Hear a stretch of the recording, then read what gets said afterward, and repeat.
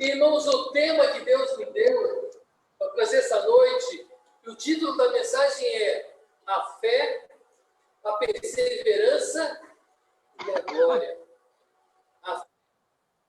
A perseverança e a glória. A glória de Deus. Vamos abrir a palavra de Deus em Hebreus 11, primeiramente. Nós vamos ler do versículo 32 ao capítulo 12, até o versículo 4.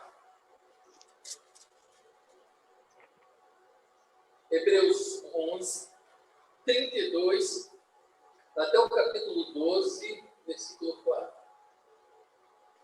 Eu vou ler na versão NVT, nova tradução, uma nova tradução que nem todos têm ainda, mas muito boa.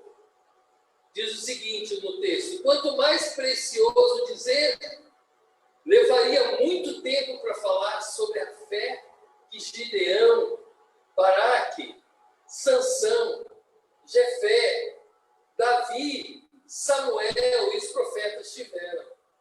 Pela fé eles conquistaram reinos, governaram com justiça e receberam promessas. Fecharam a boca de leões, apagaram chamas de fogo e escaparam de morrer pela espada. Sua fraqueza foi transformada em força. Tornaram-se poderosos na batalha e fizeram fugir exércitos inteiros. Mulheres receberam de volta seus queridos que haviam morrido. Outros, porém, foram torturados, recusando-se a ser libertos, e depositaram suas esperanças na ressurreição para uma vida melhor. Alguns foram alvo de zombarias e açoites, e outros acorrentados em prisões. Alguns morreram apedrejados, outros foram cerrados ao meio, e outros ainda mortos à espada. Alguns andavam vestidos como pele de ovelhas, necessitados, afligidos e maltratados. Este mundo não era digno deles. Vagaram por desertos e montes, esconderam-se em buracos da terra. Todos eles obtiveram aprovação por causa de sua fé. No entanto, nenhum deles recebeu tudo que havia sido prometido, pois Deus tinha algo melhor preparado para nós, de modo que sem nós eles não chegassem à perfeição. Portanto, uma vez que estamos rodeados de tão grande multidão de testemunhas, livremo-nos de todo o peso que nos torna vagarosos e do pecado que nos atrapalha, e corramos com perseverança a corrida que foi proposta diante de nós. Mantenhamos o olhar firmemente em Jesus, o líder e aperfeiçoador de nossa fé. Por causa da alegria que o esperava, ele suportou a cruz, sem se importar com a vergonha. Agora, ele está sentado no lugar de honra à direita do trono de Deus. Pense em toda a hostilidade que ele suportou dos pecadores. Desse modo, vocês não ficarão cansados, nem desanimados. Afinal, ainda não chegaram a arriscar a vida na luta contra o pecado. Que o Senhor nos abençoe, irmãos, para que possamos entender essa palavra de Deus nos nossos corações. Vemos nesse texto, irmãos queridos, primeiro, o desfile dos heróis da fé. E pegando só um pedaço ali, vemos o texto se referindo aos grandes reis, Davi, aos grandes profetas, as conquistas que eles tiveram pela fé que eles tinham em Deus. Mas esse mesmo texto relata aqueles que sofreram, aqueles que padeceram, que foram torturados, foram zombados, e muitos deles até mortos pela fé em Jesus. Mas esse texto diz que o mundo não era digno. E a expectativa na Porque vida eles não entre dois times. De um lado, Tom Brady. e havia, mas muito mesmo.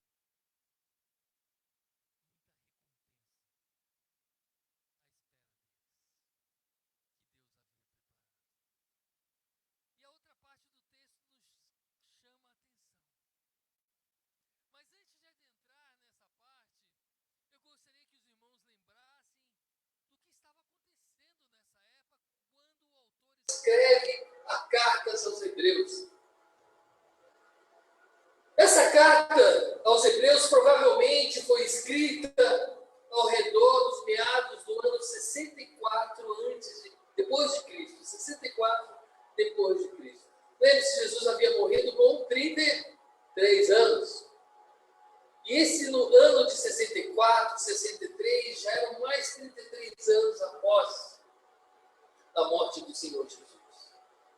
E o imperador romano era o imperador Cláudio, que estava iniciando o início de uma pequena perseguição aos cristãos.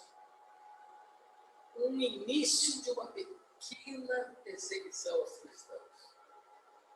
Pois ela se tornaria ainda maiores com os futuros imperadores que adviriam depois de Cláudio. E mais ou menos nos anos 70, o Império Romano vai e destrói Jerusalém, a cidade. E causa um sofrimento para todos aqueles que congregavam ali no templo, onde ocorreu a grande destruição do templo, onde judeus e cristãos se reuniam para falar do Deus Todo-Poderoso e para anunciar as boas novas do Evangelho de Jesus Cristo. Irmãos, sobre esse cenário, sobre essa forte perseguição, que estava forte, não, estava se iniciando, né? Ela se tornaria forte. Os judeus já tentavam persuadir os cristãos de abandonarem a sua fé. E os cristãos estavam tentando evangelizar os judeus para abraçarem a sua fé. Durante esse período de incerteza, é que o autor exorta a igreja de Jesus em Jerusalém. Assim como a Bíblia usa algumas figuras de linguagem para nos ensinar sobre a vida cristã, o reino dos céus, por exemplo, o reino de Deus, nós vemos a parábola da semeadura, a lei da semeadura. Jesus usou muitas figuras de linguagem. O autor da carta aqui também usa uma figura de linguagem. Assim como a parábola da semeadura, que nos ensina que a vida cristã é como uma semente que cai numa terra. E se ela for fértil, o que acontece? Ela cresce, germina, fica bonita, dá frutos, depois seca. Mas se ela cai numa terra de espinhos, o que acontece? Diz o texto da Bíblia, lá a parábola, né? A semeadura, que os espinhos sufocam essa semente. E ela morre. Mas aqui não quero entrar nesse texto, não é esse texto que nós vamos estudar, mas sim eu quero fazer uma comparação, porque o autor, assim como Jesus usou essa figura de linguagem, o autor da Carta aos Hebreus, ele usa uma figura para a vida cristã como uma corrida. Ele coloca a vida cristã como uma corrida. E não é uma corrida de velocistas, não. Não é uma corrida rápida, mas é uma corrida que demanda perseverança. Uma corrida de longa duração. Uma corrida que temos que tirar forças. Assim como uma maratona, ou uma prova de 800 metros, ou quem sabe até para alguns um Ironman. os atletas que estão me ouvindo compreendem muito bem essa figura de linguagem. Mas com certeza era uma prova onde Paulo nos adverte, Paulo não, que é o autor da Carta aos Hebreus, né? A maioria dos teólogos atribuem a Paulo, mas nós não temos certeza disso, mas seja qual for, ele nos adverte que a vida cristã é como uma corrida, que só alcançam a glória, que só alcançam o sucesso aqueles que perseveram, aqueles que perseveram. Irmãos, a vida cristã, quando nós a abraçamos, ela não é um mar de rosas, como alguns pregam. Ela é uma corrida, diz o autor, que depende de quê?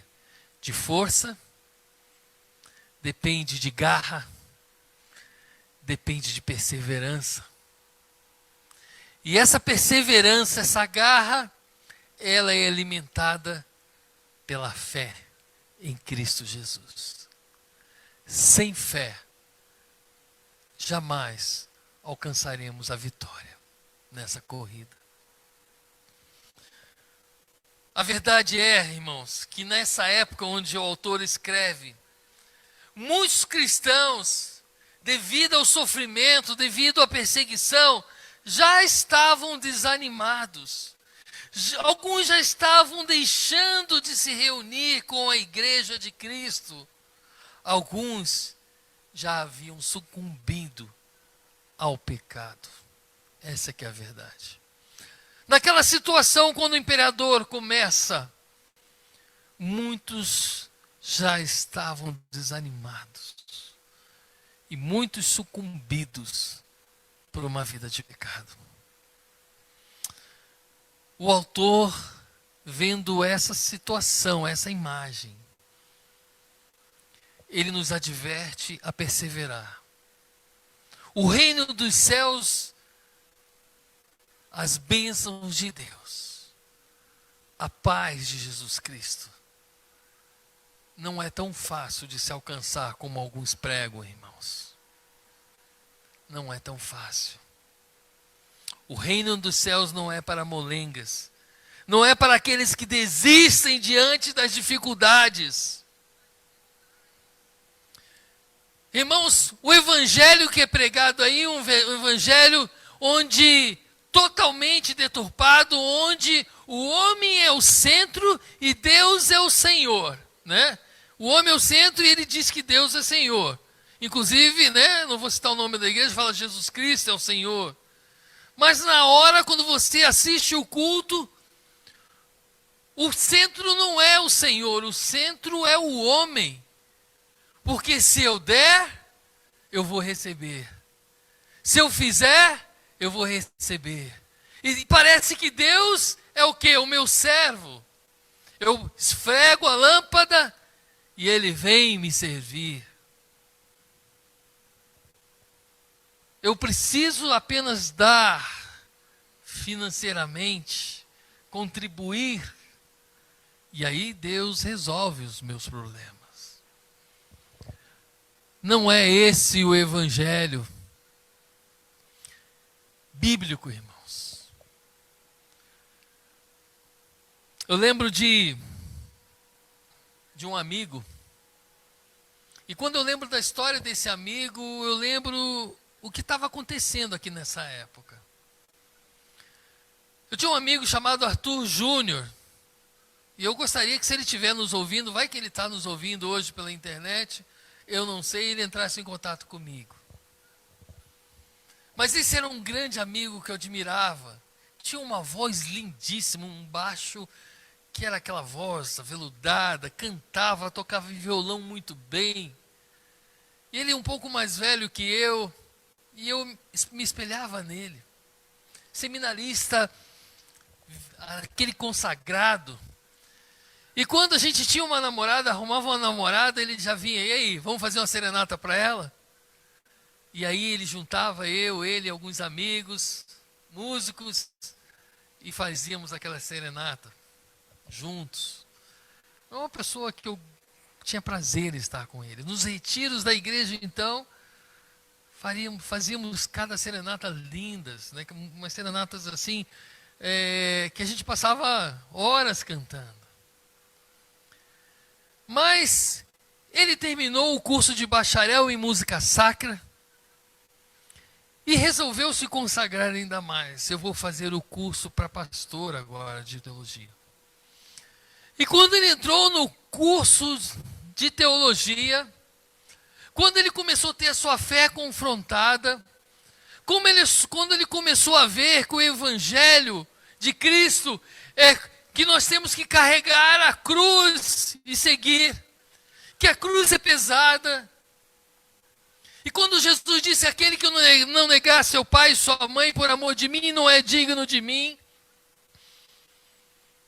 Quando Jesus fala que nós temos que deixar uma vida dupla de pecado, que nós devemos buscar a santificação, que nós devemos amar os nossos inimigos, dar a outra face, ele começou a perceber que o cristianismo era muito difícil. E de uma hora para outra, ele trancou a sua matrícula no seminário. E disse para mim que nunca mais ia pisar numa igreja cristã. Que nunca mais ele ia perder o tempo dele com esse evangelho. Aquilo me entristeceu muito, irmãos. Porque eu admirava aquele jovem. Ele era uma referência para mim. Mas naquele mesmo momento, Deus falou ao meu coração, o texto de Mateus 7, 13 a 14, que diz o seguinte: entrai pela porta estreita, porque larga é a porta e espaçoso o caminho. Entrai pela porta estreita, porque larga é a porta e espaçoso o caminho que conduz à perdição. E muitos são os que entram por ela. E porque estreita é a porta, e apertado o caminho que leva à vida, e poucos que a encontram. E poucos que a encontram. Irmãos, Jesus está dizendo aqui que ser cristão é um caminho estreito, apertado, difícil, e que poucos encontram esse verdadeiro caminho. E esse texto diz que larga é a porta, espaçoso o caminho que conduz à perdição. E esse meu amigo escolheu o caminho fácil. Depois de alguns anos eu encontrei ele num restaurante, por acaso. Ele estava fumando muito. Ele estava bem mais gordo, porque ele era do tipo bonitão antes, né? Atleta, ele estava gordo, fumando muito, bebendo, uma cara de acabado, e ainda era jovem. E eu, surpreso, alegre em revê-lo, naquele momento eu perguntei: Arthur, o que te fez olhar para trás? O que fez você virar as costas para o Jesus que a gente conhece, que você conhecia? E aí, ele baixou a cabeça, não conseguiu olhar nos meus olhos e começou a chorar.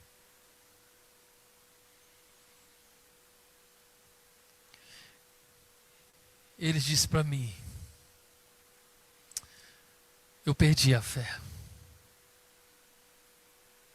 Eu perdi a fé. Irmãos, conversamos mais um pouco, e ele disse que ele estava trabalhando vendia roupas íntimas para as mulheres. E logo imaginei o tipo de vida que ele estava levando. Firmamos, recuperei o contato dele e continuamos de vez em quando nos falando. Certo dia, o Arthur Júnior me mandou uma mensagem. Meu amigo, estou de volta à casa do Pai. Se você orou por mim, muito obrigado. E aí eu procurei saber o que havia acontecido. Nesse inteirinho, ele tinha um irmão mais novo, que ele amava muito, porque ele era bem mais velho. E aquele irmão era firme na fé em Cristo Jesus. Aquele irmão dava testemunho, aquele irmão tinha uma vida exemplar. Seguia os passos de Jesus. Mas aquele irmão sofreu um acidente e morreu.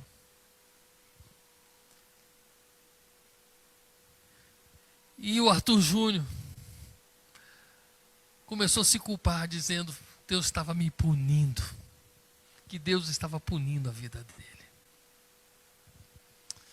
Mas em lágrimas, depois de um tempo,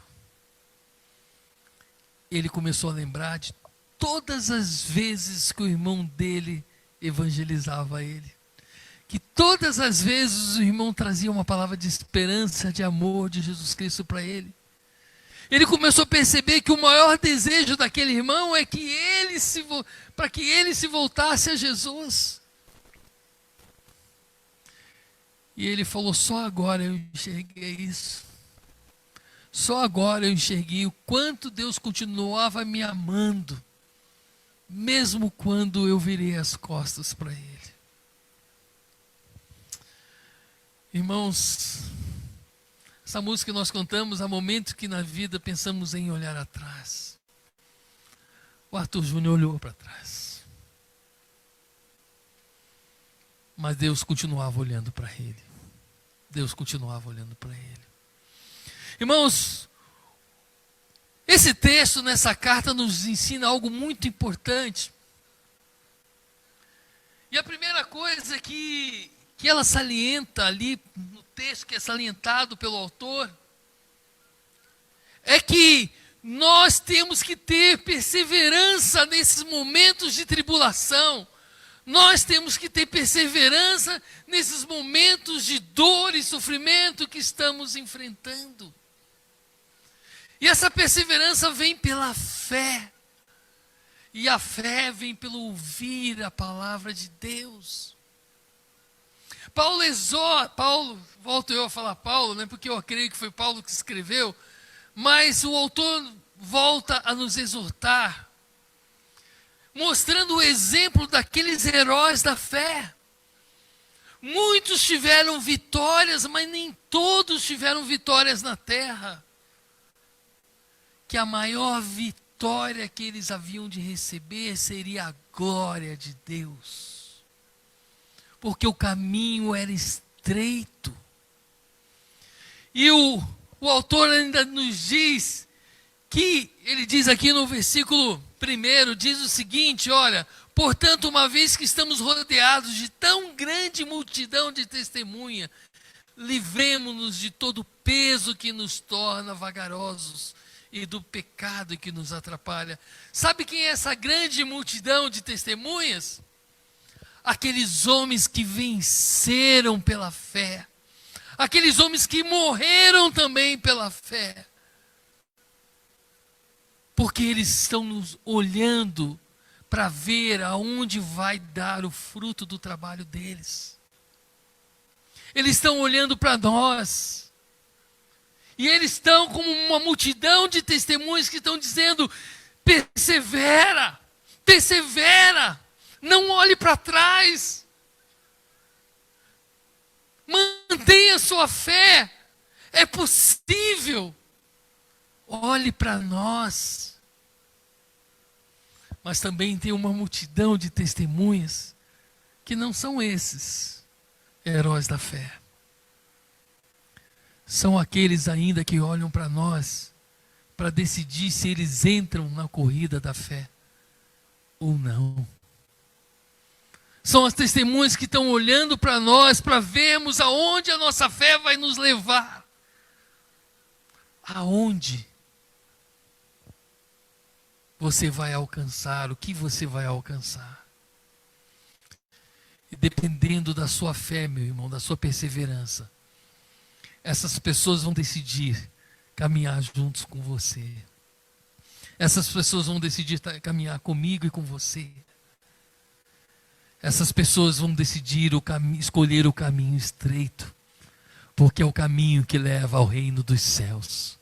É o caminho que leva à salvação. É o caminho que traz a paz que só Jesus dá. Só Jesus dá. Irmãos, vamos abrir a nossa Bíblia em Tiago 1:3.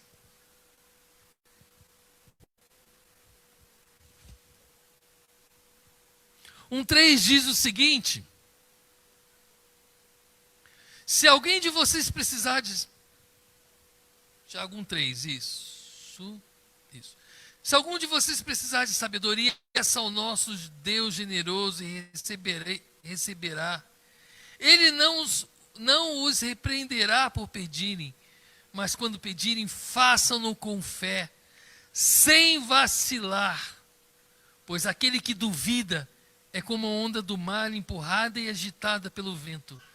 Ele não deve esperar receber coisa alguma do Senhor, pois tem a mente dividida e é instável em tudo que faz. Note o texto aqui, essa tradução diz, sem vacilar. Sem vacilar.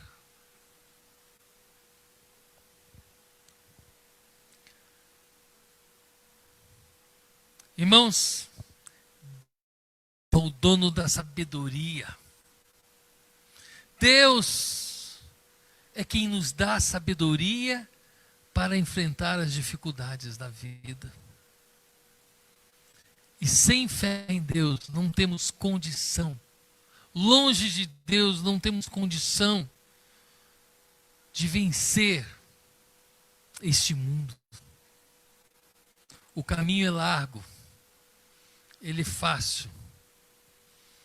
Ele te oferece uma vida de prazeres, uma vida sem compromisso com nenhum Deus, uma vida onde você é o centro do universo, o ator principal da novela da sua vida.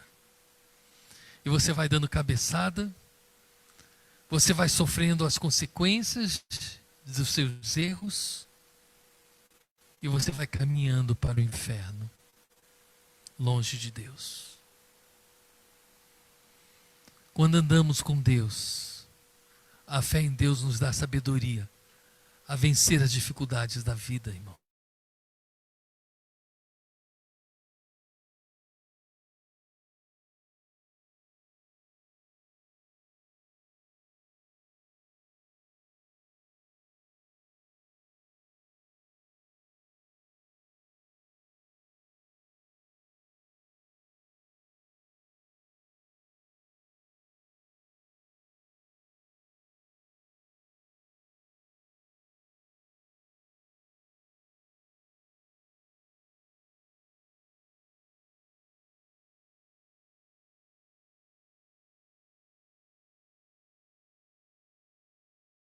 Cristãos como eu e você, que continuam dando a sua vida por Jesus. Vamos ver um videozinho rapidinho. Enquanto o Leon coloca ali.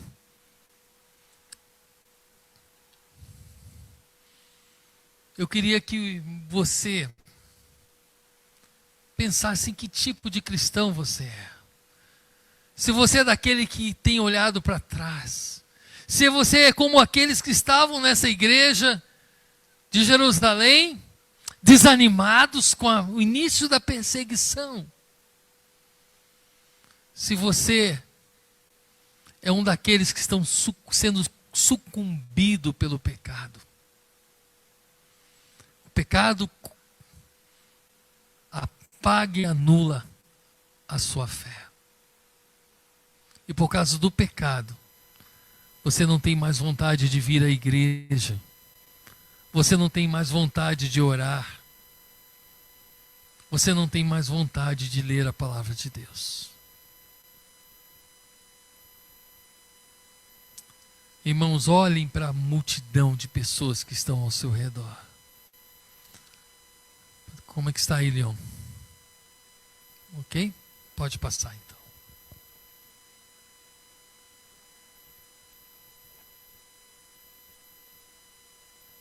De famílias que se recusam a abandonar a fé cristã. Vamos até a Ásia conversar ao vivo com a correspondente Cíntia Godoy. Cíntia, bom dia para você. Oi, Cris, boa noite para vocês. Pois é, a situação é bem grave, já que muitas dessas famílias dependem desse dinheiro para sobreviver, após o baque que a economia chinesa sofreu com a pandemia. Funcionários do governo exigem que chineses cristãos substituam símbolos religiosos por imagens de líderes do Partido Comunista. Segundo um pastor que faz trabalho missionário em uma aldeia na China, uma idosa teve o auxílio equivalente a R$150 retirado após não aceitar negar o seu Jesus, a sua fé. Temos mais imagens. Pode projetar as imagens também. Olha a primeira reportagem do UOL. Cerca de 340 milhões de cristãos foram perseguidos no mundo em 2020. Jornal O Globo. Estado Islâmico divulga vídeo decapitando 11 reféns cristãos um dia após o Natal. Temos mais? Não, né? São esses aí. Irmãos, se você fizer uma busca na internet, você vai ver que na Etiópia, alguns países da África, os cristãos estão sendo mortos simplesmente por serem cristãos. Na Rússia, no tempo do comunismo, na União Soviética, os cristãos eram mortos só porque eram cristãos. Irmãos, essa multidão está olhando para você. O que você vai fazer com a sua fé? Esse texto, para encerrar, irmãos, nos dá mais um conselho. Perseverai-vos, mas não tire os seus olhos de Jesus Cristo. Olha o que diz o mesmo versículo 1, a segunda parte. Diz o seguinte, Hebreus 12, diz o seguinte: portanto, uma vez que estamos rodeados de tão grande multidão de testemunhas, livremos de todo o peso que nos torna vagarosos e do pecado que nos atrapalha.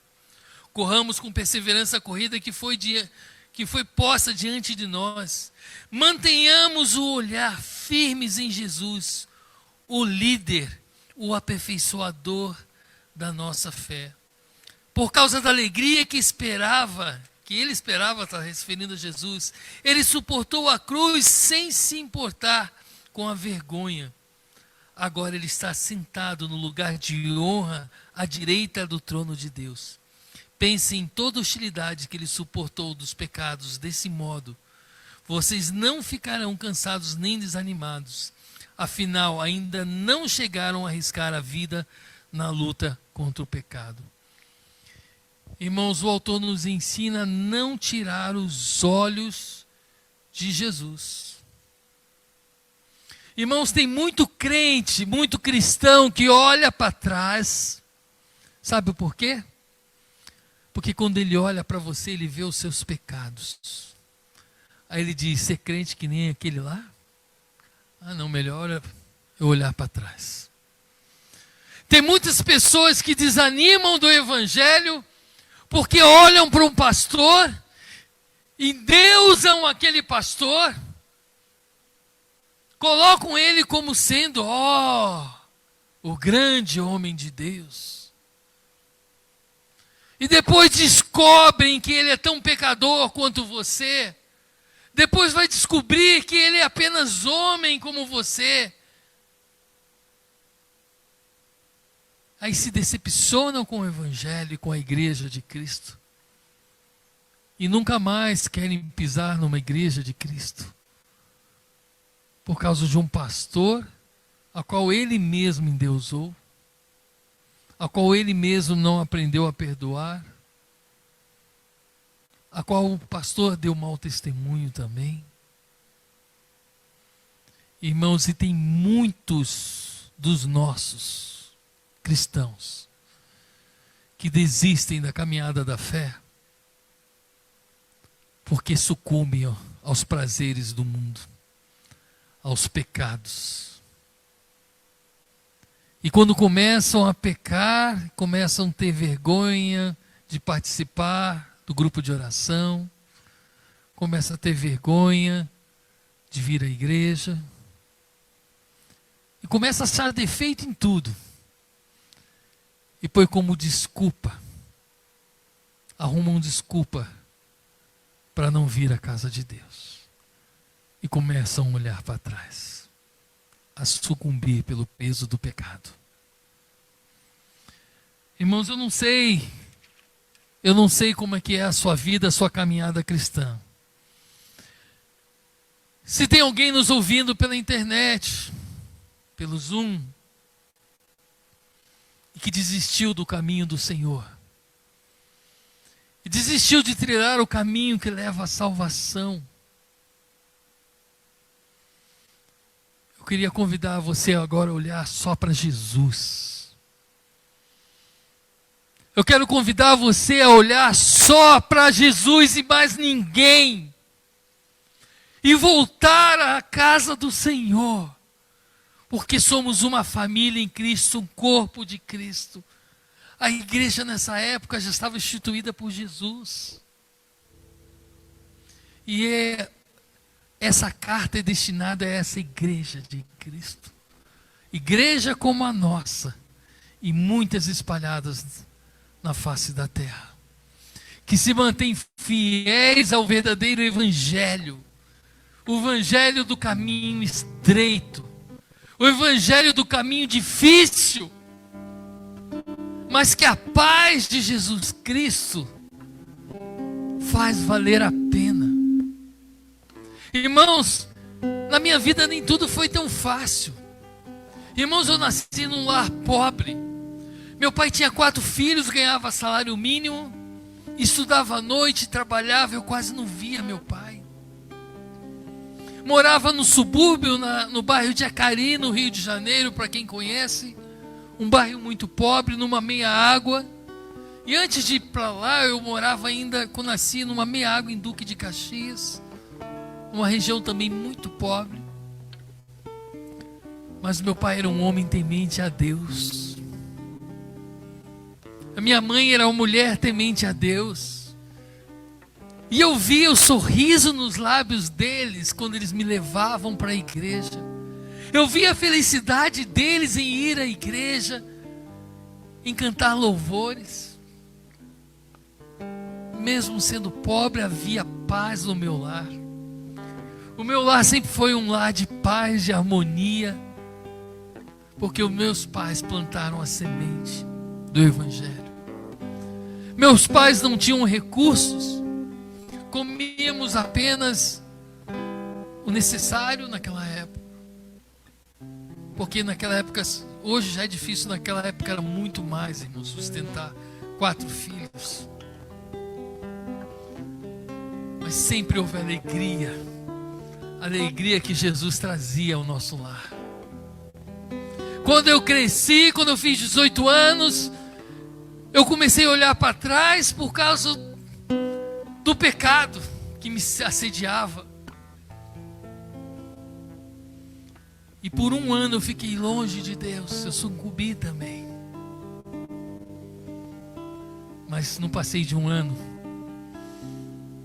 vi que o caminho do Senhor valia a pena. Era estreito, sim, mas havia paz no meu coração. Quando eu estava na casa de Deus, havia paz na minha vida e no meu lar. Quando eu estava longe de Deus, essa paz havia ido embora. E o vazio havia tomado conta da minha vida. Assim como na vida do Arthur Júnior, talvez você esteja vivendo isso, meu amado. Talvez se você tenha sido criado no Evangelho e hoje esteja longe de Deus, dos caminhos de Deus. Se você continuar, querido, nesse caminho largo, seu fim será a perdição. A morte eterna, o sofrimento. Mas Deus continua olhando para você. Por mais que você tirou o rosto de Jesus, virou as costas para Jesus, Ele continua olhando para você. Ele continua amando você. E Ele quer que você retorne à casa do Pai. Eu não sei o que fez você desanimar. Eu não sei o que fez você desistir do caminho da fé. Mas eu sei que o amor de Jesus está de braços abertos para você nessa noite. Eu sei que o amor de Jesus, aonde você estiver, pode te alcançar novamente nessa noite. Eu gostaria que você, aonde estiver, feche os seus olhos. Se você pudesse, ajoelhe diante de Deus.